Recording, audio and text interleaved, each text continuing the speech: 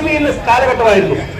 പിന്നീടാണ് മനസ്സിലാക്കിയത് ആരോഗ്യ മേഖലയിൽ ഏറ്റവും നല്ല സംഭാവനകൾ ചെയ്യുന്ന ഒരു വിഭാഗമാണ് ആശാപ്രവർത്തകർ എന്ന് മനസ്സിലാക്കിക്കൊണ്ടാണ് പിന്നീട് ഓണറേറിയം ഉണ്ടാക്കാനും വർദ്ധിപ്പിക്കാനും സർക്കാരുകൾ തയ്യാറായത്.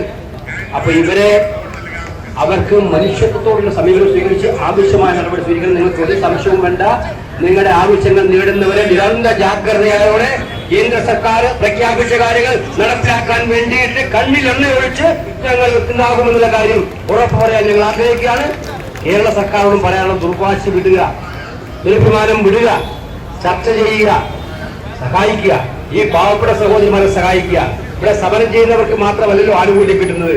ആയിരക്കണക്കിന് ആശാപ്രവർത്തകര്, അവരുടെ കുടുംബങ്ങള്, അവരെ ചുറ്റിപ്പറ്റിയുള്ള ആളുകൾ, അവർക്കെല്ലാം ഇതിന് സഹായം കിട്ടും. ഒരു സർക്കാരിനെ നന്മയുണ്ടാക്കേണ്ട പ്രവൃത്തിയാണത്.